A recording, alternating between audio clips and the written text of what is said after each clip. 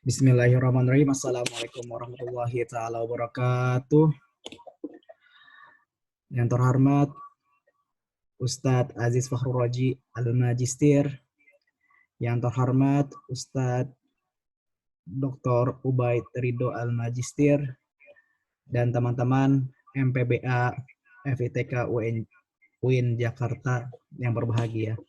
Innal hamdalillah nahmaduhu wa nasta'inuhu wa nastaghfiruh wa na'udzubillahi min sururi anfusina wa min sayyiati a'malina may yahdihillahu fala mudhillalah wa man yudhlil fala hadiyalah wassalatu wassalamu ala asrofil anbiya'i wal mursalin wa ala alihi wa sahbihi ajmain amma ba'du.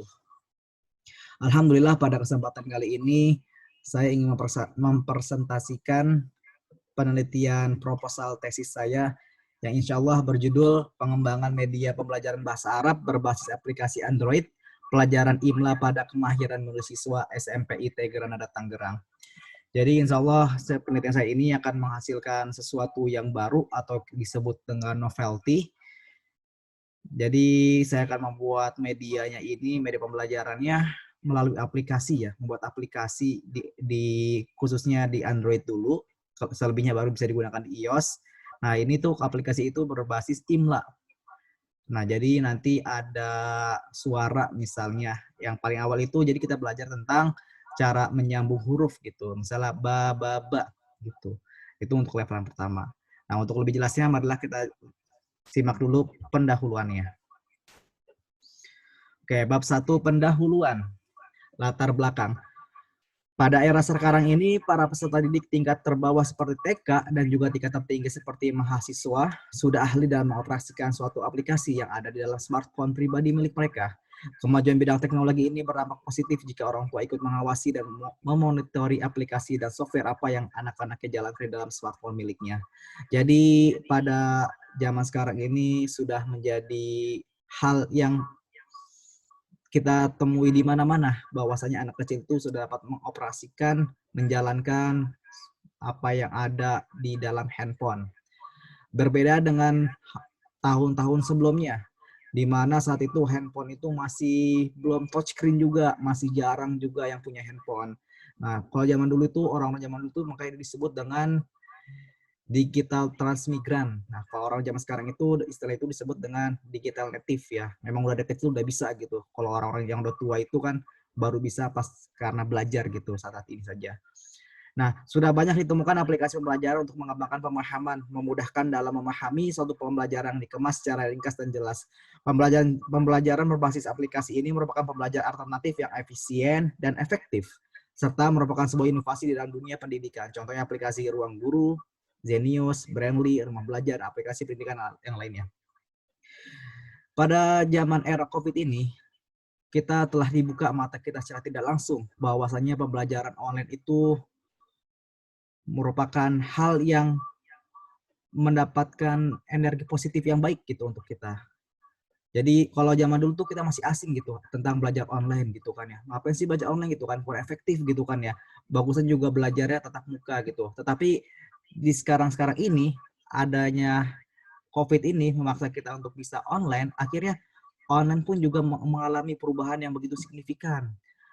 Ada aplikasi-aplikasi pembelajaran yang lainnya, seperti kalau di bahasa Arab juga aplikasi pembelajaran bahasa Arab berbasis sains, aplikasi untuk menghafal kosakata bahasa Arab, dan lain-lain. Nah, di sini kita akan sedikit berbeda karena di sini fokusnya itu untuk maharah kitabahnya, bagaimana cara menulis dengan benarnya. Nah, oke, next.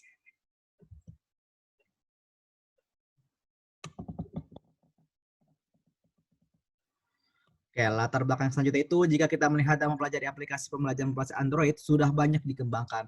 Tetapi penulis belum menemukan nih suatu aplikasi pembelajaran bahasa Arab yang fokusnya pada kemahiran menulis IMLA. Aplikasi ini merupakan aplikasi semi games yang mengarahkan siswa untuk belajar menulis bahasa Arab secara IMLA melalui smartphone Android yang mereka gunakan. Aplikasi ini juga dimuat dengan sangat sederhana dan mudah untuk dipahami dan dioperasikan bagi para pembelajar sekolah tingkat dasar hingga tingkat perguruan tinggi. Nah, jadi insya Allah adanya aplikasi berbasis Android tentang kemahiran menulis ini merupakan suatu dobrakan atau suatu pembaharuan di dunia pendidikan khususnya dalam bahasa Arab. Karena hampir semua orang yang hafal Al-Fatihah sebagai seorang muslim itu tidak bisa ya menulis bagaimana sih tulisan yang benar dari surat Al-Fatihah. Itu baru Al-Fatihah, belum yang lain-lainnya gitu. Nah, jadi ini adanya suatu aplikasi yang akan saya kembangkan ini merupakan aplikasi yang sangat penting gitu untuk kemajuan pendidikan bahasa Arab ya bagi anak dasar khususnya dan juga bagi masyarakat luar umumnya. Oke, next. Rumusan masalah. Nah, yang pertama itu bagaimana analisis kebutuhan pengajar dalam peserta didik terhadap media pembelajaran berbasis Android terhadap keterampilan menulis secara IMLA bagi siswa SMP IT Granada. Nah, di sini penelitian itu diujikan kepada siswa SMP IT Granada ya. Yang kedua itu bagaimana prototipe atau contoh media pembelajaran berbasis Android terhadap keterampilan menulis secara IMLA bagi siswa SMP IT Granada. Yang ketiga itu bagaimana validasi penilaian ahli terhadap desain pembelajaran media bahasa Arab berbasis Android terhadap keterampilan menulis secara IMLA bagi siswa SMP IT Granada. Yang terakhir itu bagaimana efektivitas penggunaan media pembelajaran berbasis Android terhadap keterampilan menulis secara IMLA bagi siswa SMP IT Granada. Oke, selanjutnya. Oke, tujuan penelitian. Yang pertama itu untuk mengetahui analisis kebutuhan pendidikan dan peserta didik terhadap media pembelajaran bahasa Arab berbasis Android terhadap keterampilan menulis secara IMLA bagi siswa SMP IT Granada. Ini menjadi fokus yang utamanya kebutuhannya ya. Selanjutnya itu untuk mengetahui prototipe media pembelajaran bahasa Arab berbasis Android terhadap keterampilan menulis secara IMLA bagi siswa SMP IT Granada. Yang ketiga untuk mengetahui validasi penilaian ahli terhadap desain produk media pembelajaran bahasa Arab berbasis Android terhadap kemahiran menulis secara IMLA bagi siswa SMP IT Granada. Yang keempat itu mendeskripsikan efektivitas media pembelajaran bahasa Arab berbasis Android terhadap kemahiran menulis secara IMLA bagi siswa SMP IT Granada. Oke, selanjutnya manfaat penelitian. Manfaat penelitian di sini kita bagikan menjadi dua. Yang pertama itu manfaat teoritis. Manfaat teoritis ini, penelitian ini diharapkan dapat digunakan sebagai relevansi atau referensi ya, referensi penelitian selanjutnya tentang pengembangan media bahasa Arab berbasis Android. Kemudian dapat dijadikan juga sebagai sebuah referensi mengenai perkembangan dan khazanah media pembelajaran bahasa Arab dan juga dapat dijadikan sebagai referensi dalam mengembangkan media pembelajaran bahasa Arab lebih baik, lebih interaktif, lebih efektif maupun mata pelajaran lainnya dalam hal pengembangan media pembelajaran bahasa Arab ini manfaat secara teoritisnya. Adapun manfaat secara praktisnya itu adalah akhir dari penelitian ini menghasilkan sebuah proyek media pembelajaran bahasa Arab berbasis Android terhadap keterampilan menulis secara imla'iyah atau secara dictation dan diharapkan dapat bermanfaat bagi pihak yang pertama itu sekolah. Sekolah itu sebagai referensi media pembelajaran untuk keterampilan menulis yang dapat digunakan dalam kegiatan pembelajaran. Yang kedua, sebagai upaya peningkatan hasil keterampilan menulis secara benar dan tepat pada pelajaran bahasa Arab. Yang ketiga itu sebagai salah satu bentuk kreativitas media pembelajaran bahasa Arab dan upaya menumbuhkan kreativitas mata pelajaran lainnya. Selanjutnya bagi guru sebagai media pembelajaran berbasis Android dan dapat digunakan dan dimanfaatkan sebagai media pembelajaran dalam keterampilan bahasa Arab. Yang kedua, sebagai media pembelajaran yang dapat dimanfaatkan sesuai dengan tuntutan dan arahan kurikulum sesuai dengan kebutuhan siswa. Yang ketiga, menambah khazanah pengetahuan, keilmuan, dan pengalaman guru dalam upaya mengembangkan media pembelajaran bahasa Arab. Yang ketiga itu siswa. Jadi bermanfaat juga untuk siswa sebagai upaya meningkatkan keaktifan dalam pembelajaran bahasa Arab serta meningkatkan kemahiran menulis bahasa Arab.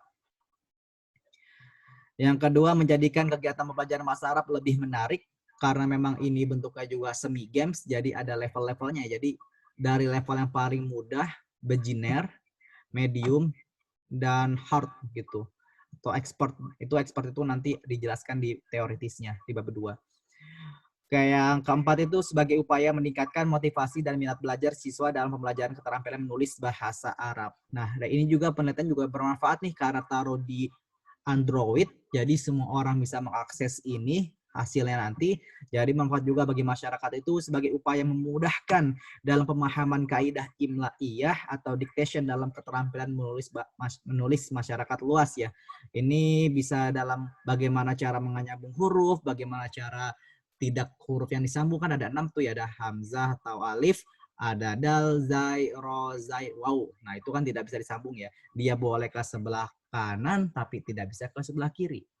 Nah, selanjutnya juga sebagai upaya meningkatkan motivasi dan minat belajar bahasa Arab, khususnya dalam keterampilan menulis secara imla'iyah. Nah, ini juga bagus nih. Insya Allah nanti masyarakat luas juga bisa nulis bahasa Arab.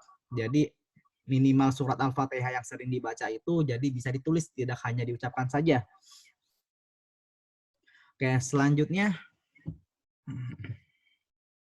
bab 2 tinjauan pustaka dan landasan teori.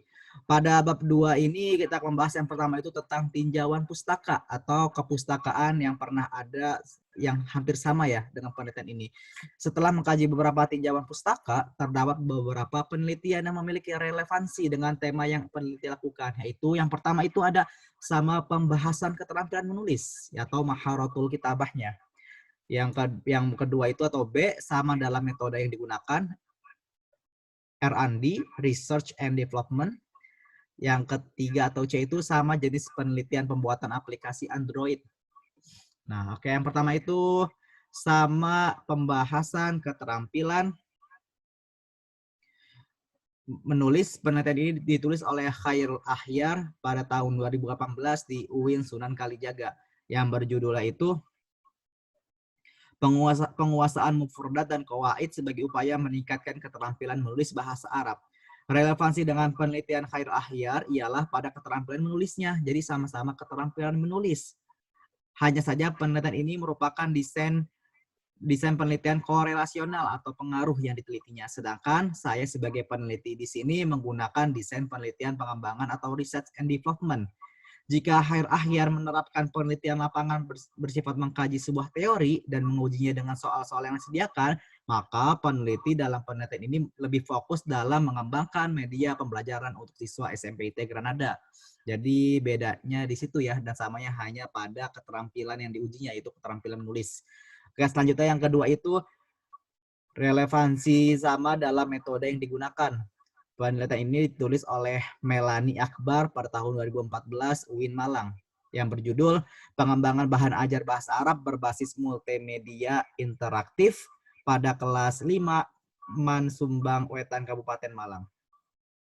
Relevansi dengan Melanie Akbar pada tahun 2014 ini ialah dalam penggunaan metode Research and Development. Jika Melanie Akbar menerapkan metode Research and Development yang modelnya model pengembangan Borg and Gall, maka saya sebagai penelitian di penelitian ini lebih condong menggunakannya metode Research and Development model atau jenisnya itu yang ADDI, yang ada 5 tahapnya yang akan dibahas setelah ini. Oke, selanjutnya yang terakhir itu relevansi sama jenis penelitian pembuatan aplikasi Android. Nah, penelitian ini diteruskan oleh Hidayatun Munafa'ah pada tahun 2017 di UNES, Universitas Negeri Semarang, yang berjudul Pengembangan Media Pembelajaran Bahasa Arab Berbasis Android untuk Kemahiran Membaca Siswa Kelas 8 MTS Kabupaten Semarang. Nah, relevansi dengan Hidayatun Munafa'ah itu ialah pada pembuatan aplikasi Android. Jika Hidayatun Munafa'ah itu menggunakan aplikasi Android untuk kemahiran membaca siswa, maka saya sebagai peneliti di sini menggunakan aplikasi Android untuk kemahiran menulis secara imla'iyah. Nah, adapun selain yang ini juga saya temukan banyak. Contohnya itu ada pembuatan aplikasi Android Kamus Jamak Taksir. Nah, itu di UIN juga, UIN daerah Pulau Jawa sana. Ada juga teman sebaya saya yang lebih dahulu kuliah di UIN itu ngambil judulnya tentang pembuatan aplikasi juga, tetapi pada pengembangan bahan ajar Qiraah. Jadi yang ada di Qiraah itu ditaruh di aplikasi, ada panduannya, ada soalnya gitu. Nah, kalau saya ini lebih kepada dasarnya nih, dasar bahasa Arab, yaitu pada kitabahnya, latihan menulisnya di imla gitu. Nah, nanti cara menulisnya itu jadi seperti yang ada dalam Zoom itu, ada namanya papan tulis ya, papan tulis virtual. Nah, papan tulis virtual ini dapat mendeteksi apa yang ditulis. Layaknya kita searching dalam Google, kalau ada yang salah katanya itu ada tulisannya, mungkin ada maksud babun. Nah, gitu. Mungkin tulisannya babun, ba panjang, bu amanun gitu. Salah kan tulisannya ya. Nah, jadi bisa mengkoreksi otomatis. Nah, itu yang ada kelebihannya dari dari aplikasi yang akan insya Allah saya kembangkan. Dan tim, insya Allah, tim IT. Oke, selanjutnya. Landasan teori media pembelajaran.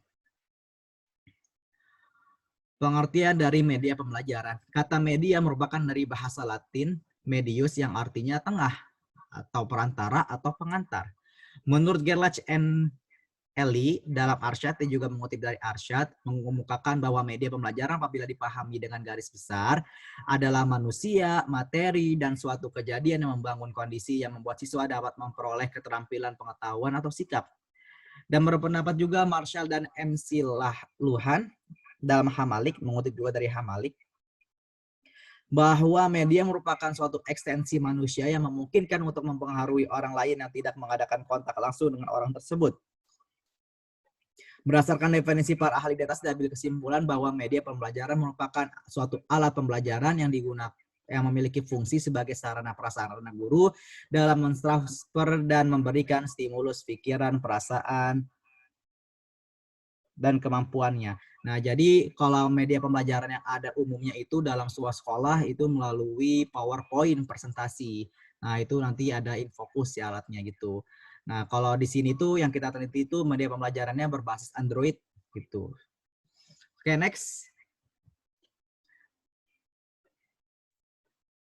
Landasan teori media pembelajaran itu yang kedua itu kita membahas tentang manfaat dari media pembelajaran. Menurut Surjana dan Rifai mengemukakan bahwa media itu memiliki media pembelajaran bermanfaat. Itu yang pertama itu upaya proses pembelajaran lebih menarik bagi siswa sehingga dapat menumbuhkan minat belajar siswa. Nah, ini manfaat yang paling utama ya, karena kalau tidak pakai media pembelajaran itu seakan-akan pembelajaran jenuh gitu. Gitu-gitu aja gitu. Gurunya datang, nerjemahin, habis itu soal ngerjain selesai gitu. Itu mungkin udah taklidi banget gitu, udah kodimah banget itu, udah akdam gitu, udah zaman-zaman tradisional banget gitu. Nah, selanjutnya itu ada bahan ajar lebih jelas maknanya sehingga dapat dipahami siswa dengan mudah. Nah, karena adanya media ini nih, jadi pemahamannya juga lebih enak karena lebih kepada inti-intinya gitu. Nah, metode di pembelajaran digunakan lebih bervariatif, tidak hanya menggunakan komunikasi verbal melalui ucapan kata-kata oleh guru sehingga tidak bosan. Nah, ini jadi memang lebih interaktif ya kalau misalnya ada media pembelajarannya. Contoh yang paling gampang itu kalau diteliti penelitian sebelumnya itu ada juga media pembelajaran lewat kartu Uno bahasa Arabnya. Ada juga lewat kartu Remi, ada juga lewat permainan congklak, ada juga lewat permainan ular tangga. Nah, itu masih banyak lainnya itu. Jadi memang bervariatif gitu dalam media pembelajaran ini. Yang keempat itu siswa dapat lebih aktif dalam belajar karena tidak hanya mendengarkan penjelasan dari guru, melainkan juga ada melakukan aktivitas penunjang lainnya seperti mengamati, melakukan, dan mendemonstrasikan. Nah, ini merupakan manfaat media pembelajaran. Oke, next. Jenis-jenis media pembelajaran. Arsyad membagi kelompok media pembelajaran menjadi 4 kelas, tetapi dilatar belakangi dari perkembangan teknologi, yaitu yang pertama, media hasil teknologi cetak. Ialah cara menghasilkan atau menyampaikan suatu materi seperti buku, dan materi visual statis terutama melalui proses pencetakan fotografis dan atau mekanis. Yang kedua, sebagai media hasil teknologi audiovisual ya, cara menghasilkan dan menyampaikan suatu materi dengan menggunakan mesin mekanis dan elektronik untuk menyajikan pesan-pesan audiovisual. Yang ketiga, media hasil teknologi yang berasal komputer ialah cara untuk menghasilkan atau menyampaikan materi dengan menggunakan sumber yang berbasis mikroprosesor. Yang keempat, nih Afwan nomornya kehapus, media hasil gabungan teknologi cetak dan komputer merupakan cara menghasilkan dan mentransfer materi dengan menggabungkan beberapa bentuk media yang dikendalikan oleh komputer. Oke, lanjut saja. Yang keempat, media pembelajaran mobile learning. Nah, di sini kita kan sebagai aplikasi ya, aplikasi handphone ya, itu namanya mobile learning ya. Penyebutan istilah mobile learning atau m-learning mengacu pada penggunaan perangkat atau device ya, atau HP ya, teknologi informasi genggam dan bergerak seperti PDA, personal digital assistant, telepon genggam, laptop, dan tablet PC. Dalam pengajaran dan pembelajaran, m-learning adalah bagian electronic learning, merupakan bagian dari distance learning atau pembelajaran jarak jauhnya. Jadi pembelajaran jarak jauh itu ada e-learning, pembelajaran secara elektronik. Nah, di dalamnya juga ada yang paling kecil itu, paling dalam itu ada juga namanya M-Learning atau Mobile Learning. Oke, menurut Fatmawati, mobile learning ialah model pembelajaran yang dimanfaatkan dari teknologi informasi dan komunikasi. Konsep pembelajaran mobile learning membawa ketersediaan materi ajar yang dapat diakses seluruh siswa setiap saat dan visualisasi materi yang cukup menarik. Nah, memang mobile learning ini kan dikemas jadi satu ya. Nanti juga dalam gamenya itu ada gamesnya, cara menulisnya secara imlaiah itu, ada juga materinya gitu. Jadi seperti petunjuk penggunaan dan materi-materi penunjang lainnya. Jadi tidak hanya main juga, tapi bisa belajar sambil bermain. Makanya di sini disebutnya semi games. Ya. Setengah game, setengah lagi belajar. Itu biar lebih menarik. Oke, next, kemahiran menulis ya. Menulis adalah salah satu keterampilan berbahasa yang digunakan untuk saling bertukar pikiran, mengungkapkan, dan mengilustrasikan ide, perasaan, dan harapan seorang dalam bentuk tulisan. Secara praktis, tujuan dari pembelajaran menulis sebagaimana mengutip dari Iskandar Wasih dibagi menjadi 3 tingkatan. Yang pertama itu pada tingkatan pemula, tujuan pembelajaran menulis ialah menyalin satuan bahasa sederhana. Menulis satuan bahasa sederhana, menulis pernyataan dan pernyataan sederhana, menulis paragraf singkat. Nah, jadi memang nanti dalam level beginner atau pemula itu jadi huruf sambung. Nah, huruf sambung itu setelahnya nanti menyambut dengan fathatain, kasrotain, domatain ya. Bagaimana tulisan babun? Nah, itu babun itu kan pakai domatain. Nggak boleh nanti babu pakai nun di akhirnya. Itu salah gitu. Jadi kalau salah itu dalam aplikasi kedeteksi tidak bisa lanjut level gitu kan ya. Nah, selanjutnya pada tingkatan menengah tujuan pembelajaran menulis ialah menulis sebuah pernyataan dan pernyataan, menulis paragraf, menulis surat, menulis kerangka pendek, menulis laporan. Nah, jadi kalau udah next level nih ke level medium gitu kan, itu udah mulai bentuk kalimat gitu. Nah, sedangkan pada tingkat lanjutan pembelajaran menulis ialah tingkat yang terakhir menulis paragraf, menulis surat, menulis seragam karangan, menulis laporan. Nah, jadi nanti lebih lanjutan lagi tidak hanya menulisnya seperti whiteboard yang ada di Zoom gitu kan ya, di platform Zoom, tapi bisa juga nanti mungkin di pembaharuan selanjutnya setelah aplikasi ini berjalan itu di scan gitu, di scan nanti bisa kedetek bacaannya, nanti ketahuan yang salah yang mana gitu. Selayaknya zaman sekarang itu kan tinggal ada bahasa Arab, tulisan bahasa Arab tinggal kita scan gitu kan lewat Google gitu, nanti scan Google itu langsung ada terjemahannya. Pokoknya zaman sekarang lebih praktis gitu. Apalagi cara kita untuk ngomong, kalau kita nggak bisa ngomong berbahasa Arab, itu banyak aplikasi yang menerjemahkan secara langsung bahasa Arab. Tinggal kita taruh di suara, kita masuk ke aplikasi, taruh suaranya, nanti langsung keluar suaranya dengan bahasa Arab. Nah, ini juga merupakan suatu pembaharuan ya dalam bidang pembelajaran bahasa Arab khususnya. Oke, next. Selanjutnya bab 3, metodologi penelitian. Jenis dan metode penelitian. Metode yang digunakan pada penelitian ini ialah R&D, Research and Development. Dan model pengembangan yang digunakan dalam pengembangan ini adalah model ADI. Analisis, desain. Nah, nanti bentar. Pemilihan model ini didasari atas pertimbangan bahwa model ini dikembangkan secara sistematis dan berpijak pada landasan teoritis desain pembelajaran. Model ini disusun secara program dengan urutan-urutan kegiatan sistematis dan upaya pemecahan masalah belajar yang berkaitan dengan sumber belajar yang sesuai dengan kebutuhan dan karakteristik pembelajaran. Nah, di sini kita lihat ya, ada 5 gitu. Metodenya itu yang digunakan oleh ADI ya, ADI di sini. Oke, ada juga langkah-langkahnya. Oke, selanjutnya itu prosedur ADI. Oke, jadi prosedur ADI itu memiliki 5 step. Yang pertama itu tahapan analisis ya, step 1. Tahapan analisis itu pada tahapan ini kegiatan yang dilakukan antara lain ialah menganalisis kompetensi yang harus dikuasai siswa dalam pembelajaran IMLA. Jadi apa aja nih yang harus dikuasai nih materi-materinya gitu. Dan juga yang kedua menganalisis bentuk karakteristik siswa dan kemampuannya dalam IMLA. Yang ketiga menganalisis materi IMLA yang relevan dalam pencapaian kompetensi tujuan pembelajaran. Hasil evaluasi pada tahap ini dievaluasikan sendiri dan dievaluasi oleh tutor sebaya untuk menyempurnakan hasil analisis. Yang kedua itu tahapan perancangan atau desain. Nah, pada tahapan ini peneliti memfokuskan pada 3 kategori, yaitu pemilihan materi IMLA yang digunakan dalam karakteristik siswa yang berbeda-beda gitu. Jadi ada siswanya itu kategorikan untuk menjadi tingkatan level gitu dalam aplikasi ini. Yang kedua itu strategi pembelajaran, pendekatan, bentuk, dan metode asesmennya itu. Yang ketiga evaluasi. Pada tahap ini dirancang struktur materi yang akan menjadi topik pembelajaran IMLA berbasis Android-nya.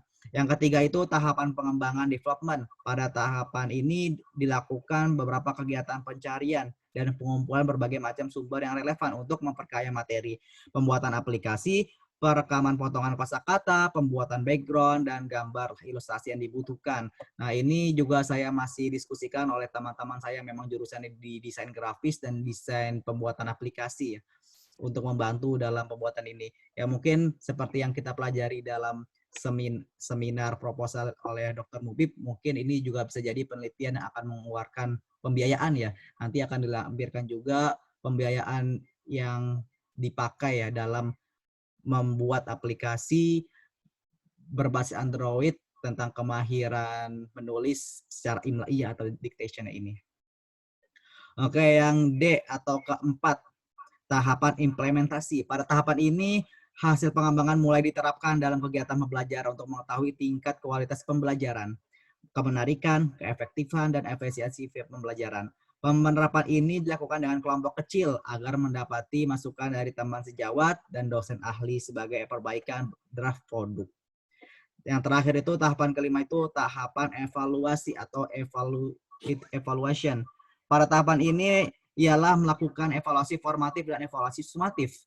Evaluasi formatif dilakukan dengan mengumpulkan data pada setiap tahapan yang telah dilakukan untuk menyempurnakan, dan evaluasi sumatif dilakukan ketika akhir pemrograman untuk mengetahui efektivitas dan pengaruh terhadap hasil belajar siswa.